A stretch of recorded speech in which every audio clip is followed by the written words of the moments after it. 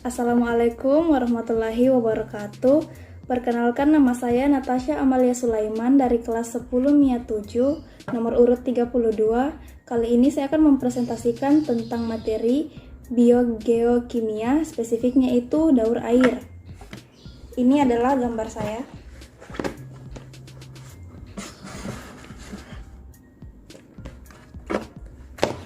Jadi, tahap pertama dari daur air itu dimulai dari proses evaporasi. Evaporasi adalah proses penguapan air yang ada di permukaan bumi karena adanya energi panas dari matahari. Air dalam bentuk cair dari beragam sumber air seperti laut, danau, sungai, tanah, dan lain-lain berubah menjadi uap air dan naik ke atas lapisan atmosfer.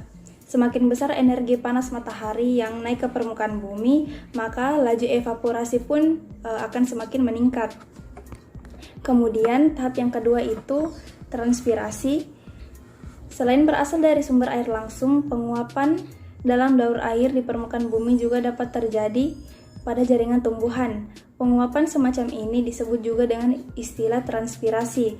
Akar tanaman menyerap air dan mendorongnya ke daun untuk digunakan dalam proses fotosintesis. Air hasil fotosintesis ini kemudian dikeluarkan oleh tanaman melalui stomata sebagai uap air.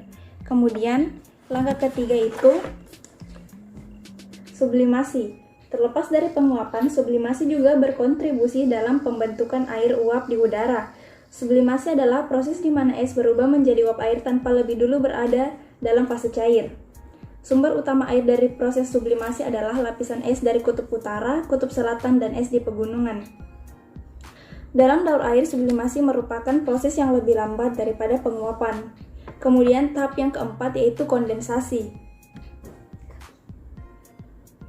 Ketika air menguap menjadi uap air, ia akan naik ke lapisan atas atmosfer. Di ketinggian tertentu, uap air berubah menjadi partikel es yang berukuran sangat kecil karena pengaruh suhu udara yang rendah. Proses ini disebut kondensasi. Partikel-partikel es tadi akan saling mendekati satu sama lain, kemudian membentuk awan dan kabut di langit. Kemudian tahap yang kelima yaitu pengendapan atau presipitasi. Awan atau uap air yang terkondensasi kemudian turun ke permukaan bumi sebagai hujan karena pengaruh angin panas atau perubahan suhu.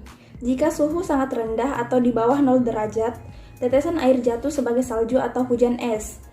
Melalui salah satu proses dalam daur air ini, air kemudian masuk kembali ke lapisan litosfer.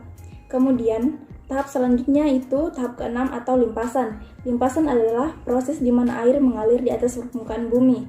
Air berpindah dan bergerak menuju tempat yang lebih rendah melalui saluran-saluran air seperti sungai dan got, sehingga kemudian masuk ke danau, laut, dan samudra. Pada tahap daur air ini, air masuk kembali ke lapisan hidrosfer. Kemudian langkah yang terakhir atau ketujuh yaitu infiltrasi. Setelah hujan, tidak semua air ikut melalui tahap limpasan. Beberapa di antara mereka bergerak jauh ke dalam tanah. Air ini disebut air infiltrasi. Air merembes ke bawah dan menjadi air tanah. Sekian dari presentasi saya. Wabillahi taufiq wa hidayah. Wassalamualaikum warahmatullahi wabarakatuh.